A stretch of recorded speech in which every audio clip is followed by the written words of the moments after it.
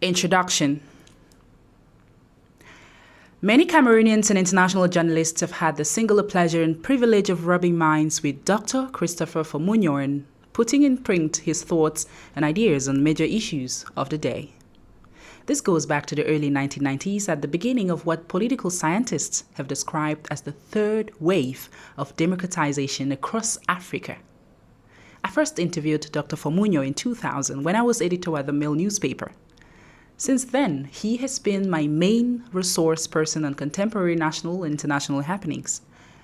A few months ago, I decided to go through his public interviews, review private discussions with him, and put together a collection of his ideas and thoughts about pertinent issues of our time, hoping to give the readers some coherent insights into the person, his views, his mastery of issues, national and international, and his ability to communicate with a people and the world at large.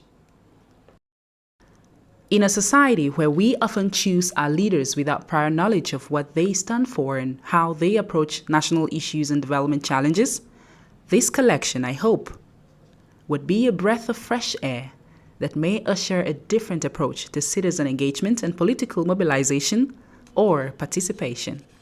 The timing of this publication has also been influenced by current socio-political developments across the African continent, including our own country, Cameroon. My motivation has been more so because Dr. Fomunyo appears to have an uncanny ability to diagnose complicated problems and somehow predict future outcomes. His words of wisdom speak for themselves, and they portray a visionary with character and firm beliefs. They also capture a consistency that spans his adult life and are deeply illuminating in an era in which, domestically, many of our political leaders say things they do not mean or are mute and absent when the country and the world expects them to lead.